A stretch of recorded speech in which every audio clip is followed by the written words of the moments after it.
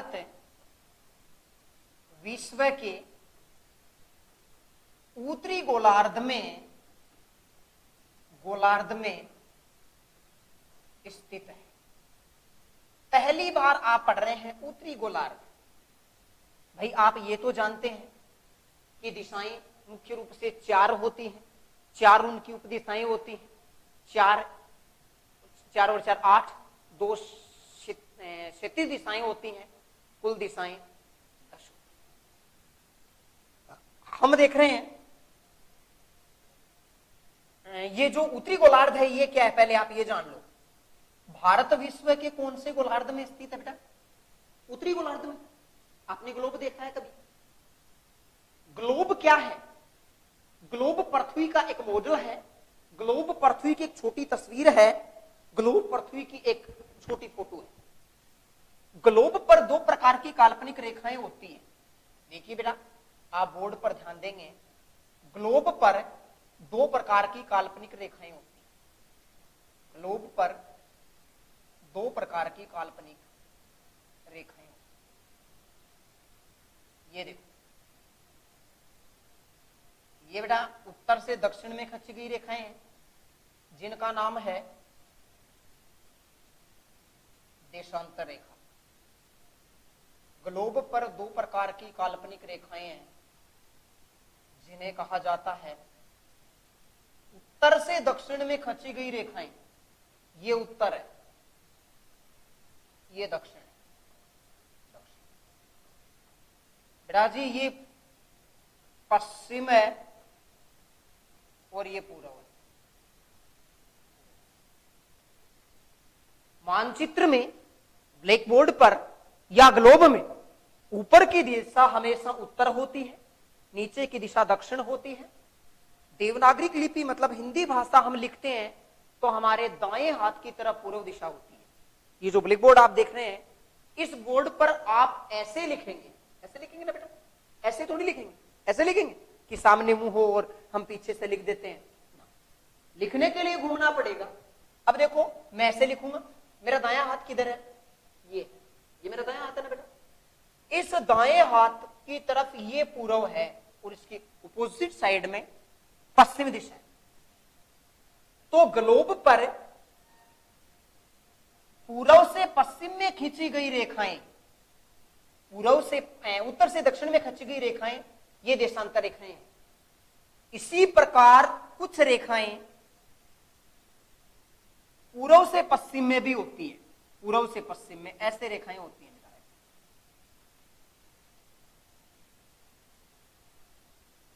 ऐसे रेखाएं होती हैं। ये पूर्व से पश्चिम में जो रेखाएं खींची गई हैं ये देशांतर रेखाएं न होकर अक्षांश रेखाएं हैं। तो ग्लोब पर 2 प्रकार की काल्पनिक रेखाएं हैं, एक अक्षांश रेखा है, दूसरी देशांतर रेखा है। ये जो 0 डिग्री देशांतर रेखा है, 0 डिग्री, ये जो 0 डिग्री देशांतर रेखा है, बीचों बीच 0 डिग्री अक्षांश रेखा है बेटा, न कि देशांतर। अक्षांश रेखा 0 डिग्री अक्षांश रेखा को भूमध्य रेखा कहा जाता है। भूमध्य रेखा अर्थात भूमि के बीचों बीच खींची गई रेखा भूमध्य रेखा है, बीचों बीच खींची गई रेखा। गोलार्ध शब्द है, देखो उत्तरी गोलार्ध, गोलार्ध का मतलब है ग्लोब पर स्थिति। गोलार्ध का मतलब क्या है? गोलार्ध मतलब ग्लोब पर स्थिति। आप भारत की स्थिति जान रहे हो, ग्लोब पृथ्वी का एक मॉडल है, पृथ्वी का एक प्रतिमान है, एक तस्वीर है। यहां आप जो मॉडल देखेंगे वही क्या है? पृथ्वी पर मुख्य रूप से ये जो भूमध्य रेखा है, इसके उत्तर में उत्तर में जो साइड है पूरी की पूरी, वो उत्तरी गोलार्ध कहलाती है। यहां से लेकर के यहां तक ये पूरी की पूरी ये जो साइड है, ये कहलाती है उत्तरी गोलार्ध। ये पूरी की पूरी ये साइड यहां से यहां तक ये कहलाती है उत्तरी गोलार्ध। ये कहलाती है उत्तरी गोलार्ध, उत्तरी गोलार्ध। और इससे नीचे की जो साइड है पूरी की पूरी, नीचे की जो साइड है ये कहलाती है दक्षिणी गोलार्ध, दक्षिणी। अब आप गोलार्ध समझ गए। परिभाषित कैसे करेंगे बेटा इसको? भूमध्य रेखा से ऊपर का भाग उत्तरी गोलार्ध और भूमध्य रेखा से नीचे का भाग दक्षिणी गोलार्ध कहलाता है। आप दूसरे शब्दों में यह भी कह सकते हो कि भूमध्य रेखा के ऊपर का भाग है जिसे उत्तर भाग कहते हैं, कि भूमध्य रेखा से उत्तर का भाग उत्तरी गोलार्ध और भूमध्य रेखा से दक्षिण का भाग दक्षिणी गोलार्ध कहलाता है। और भारत की स्थिति ये है, ये है ये, इसलिए भारत कौन से गोलार्ध में है? उत्तरी गोलार्ध में। भाई 0 डिग्री अक्षांश रेखा को भूमध्य रेखा कहा जाता है। इससे ऊपर जो रेखा है उत्तरी दिशा में, ये 23.5 डिग्री उत्तरी अक्षांश रेखा को कर्क रेखा कहते हैं। 23.5 डिग्री उत्तरी अक्षांश रेखा जो है, उत्तरी अक्षांश रेखा कर्क रेखा है। और ये कर्क रेखा भारत के 8 राज्यों से गुजरती है। और इसके नीचे 23.5 डिग्री ये जो रेखा है, 23.5 डिग्री दक्षिणी अक्षांश रेखा, जिसे आप मकर रेखा कहते हैं, मकर रेखा कहा जाता है। इसे क्या कहा जाता है? मकर रेखा। भाई ये भूमध्य रेखा है, भूमध्य रेखा। भूमध्य रेखा से ऊपर की भाग पूरा का पूरा उत्तरी गोलार्ध और नीचे का भाग दक्षिणी गोलार्ध कहलाता है। भारत विश्व के कौन से गोलार्ध में स्थित है? भारत विश्व के उत्तरी गोलार्ध में स्थित है। देखो ये स्थिति है उत्तर दिशा में, इसलिए उत्तरी गोलार्ध में स्थित है। और कर्क रेखा भारत के 8 राज्यों से गुजरती है। 8 राज्य कौन कौन से हैं? गुजरात, राजस्थान, मध्य प्रदेश, छत्तीसगढ़, झारखंड, पश्चिम बंगाल, त्रिपुरा, मिजोरम। मुख्य रूप से कर्क रेखा भारत के 8 राज्यों से गुजरती है। 8 राज्यों से गुजरती है। कर्क रेखा भारत के 8 राज्यों से गुजरती है। वो 8 राज्य जानने के लिए आप एक लाइन याद रखो, गुराम छज्जापति में, गुराम छज्जापति में। इसी लाइन में वो 8 राज्य समाये हुए हैं। इसी में सबसे पहले देखो गुराम छज्जापति में पहला गु से बनेगा गुजरात, गुजरात। रा से राजस्थान, मैं से मध्य प्रदेश, 6 से छत्तीसगढ़, छत्तीसगढ़। जा से झारखंड, झारखंड। पै से पश्चिम बंगाल, पश्चिम बंगाल। ती से त्रिपुरा, त्रिपुरा।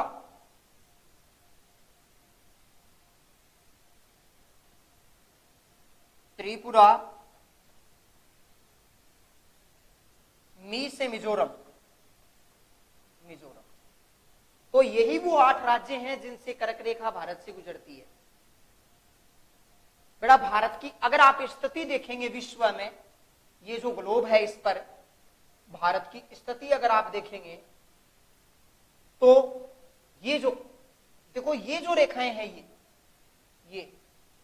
ये देशांतर रेखाएं, और ये जो 0 डिग्री देशांतर रेखा है इसे ग्रीनविच रेखा कहा जाता है। ग्रीनविच रेखा, ग्रीनविच। और और ग्रीनविच रेखा के पूर्व में जो रेखाएं हैं ये पूर्वी देशांतर कहलाते हैं, और पश्चिम में जो रेखाएं वो पश्चिमी देशांतर कहलाती हैं। समझ गए भाई? दो प्रकार की काल्पनिक रेखाएं खींची हुई हैं इस पर, एक अक्षांश रेखा, अक्षांश, और दूसरी देशांतर। ये क्या है? ये ग्लोब है। जब भी आप ऑफलाइन क्लासों में आओगे ग्लोब से रूबरू करवाएंगे आपको। अक्षांश रेखाएं और देशांतर रेखाएं। ग्लोब क्या है? ग्लोब दो प्रकार की काल्पनिक रेखाओं से बना हुआ एक मॉडल है, एक पृथ्वी की तस्वीर है। इस पर दो प्रकार की, जो आप बोर्ड पर देख रहे हैं, दो प्रकार की तस्वीरें हैं। एक उत्तर से दक्षिण में खींची गई है और एक पूर्व से पश्चिम में खींची गई है। ये जो रेखाएं हैं उत्तर से दक्षिण में खींची गई है, ये देशांतर रेखाएं हैं बेटा, देशांतर। उत्तर से दक्षिण में खींची गई रेखा 0 डिग्री जो देशांतर रेखा है, इसके पूर्व में जितने भी देशांतर रेखाएं ये कहलाती हैं पूर्वी देशांतर, और जो पश्चिम में खींची गई हैं वो कहलाती हैं पश्चिमी देशांतर। उसी प्रकार पूर्व से पश्चिम में खींची गई रेखा अक्षांश रेखा कहलाती है।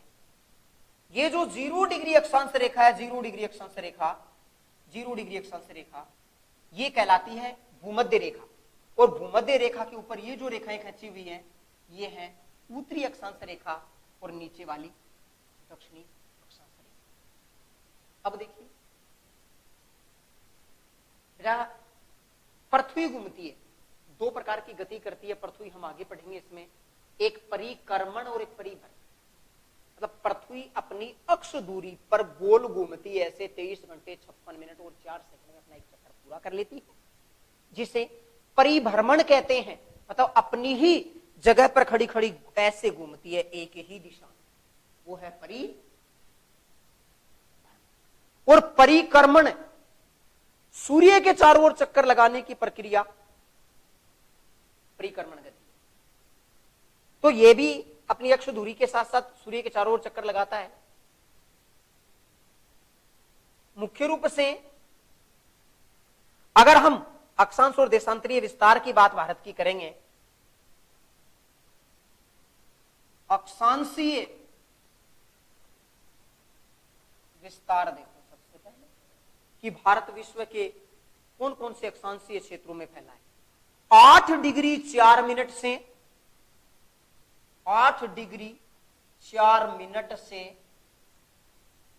37 डिग्री 6 मिनट उत्तरी अक्षांश, ये भारत का अक्षांशीय विस्तार है। और देशांतरीय विस्तार 68 डिग्री 7 मिनट से 97 डिग्री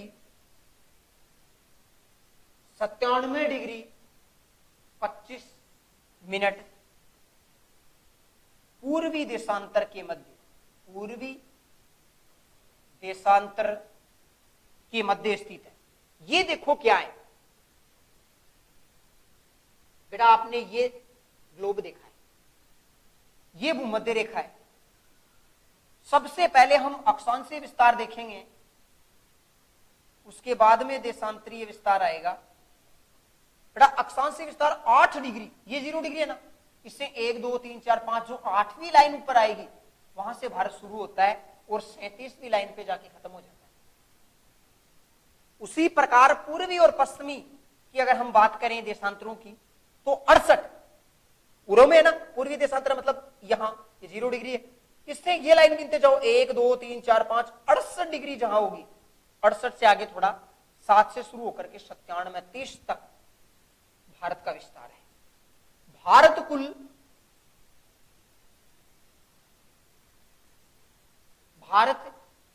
में कुल लगभग 30 देशांतर रेखाएं गुजरती है, अक्षांश रेखाएं गुजरती है।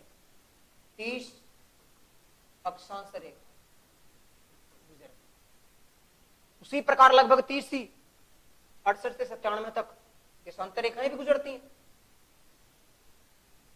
मुख्य रूप से भारत की अगर हम कुल देशांतरीय विस्तार की बात करें तो 30 डिग्री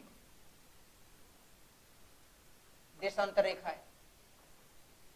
अब ये जो दो रेखाएं हैं इनका प्रभाव क्या पड़ेगा? सूर्य की किरणें भूमध्य रेखा पर लंबवत चमकती हैं। सूर्य की किरणें भूमध्य रेखा पर लंबवत चमकती हैं। इसका मतलब क्या है कि सूर्य की किरणें सीधी यहां पड़ती हैं और यहां से जो जो आप ध्रुवों की तरफ जाओगे, बेटा एक नया शब्द आ गया, ध्रुव क्या है?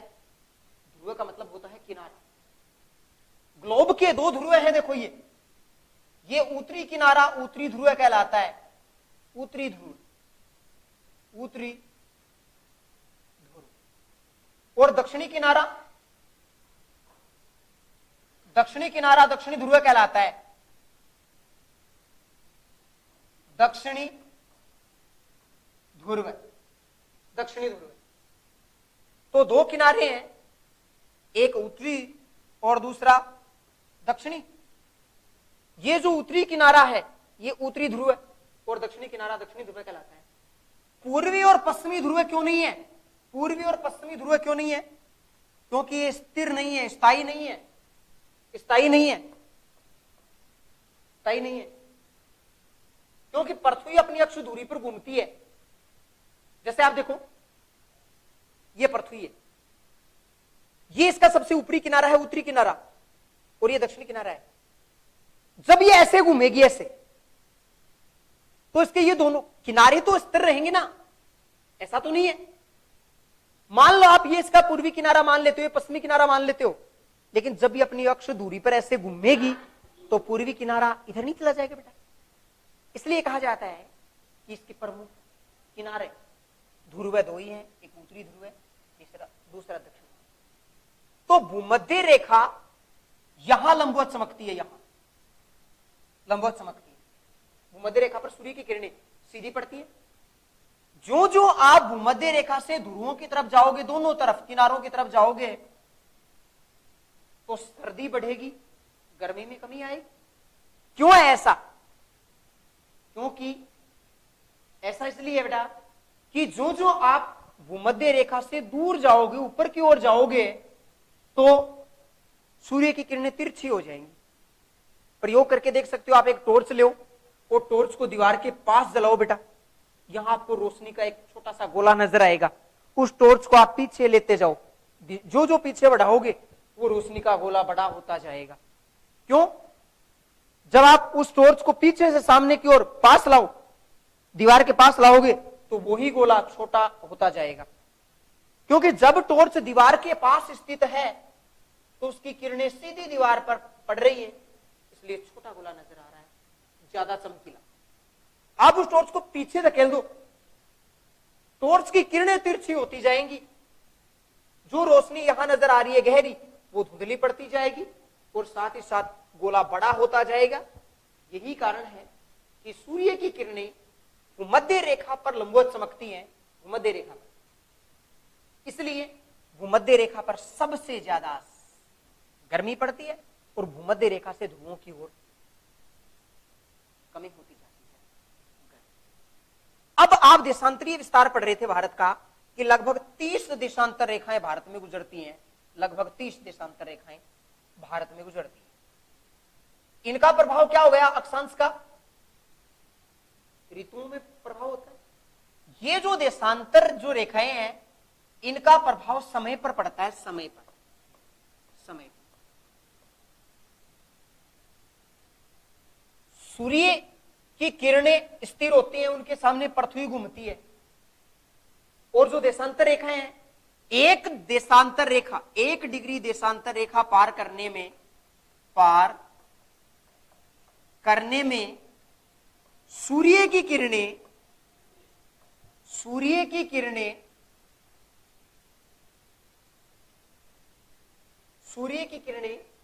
एक देशांतर रेखा पार करने में 4 मिनट का समय लेती हैं।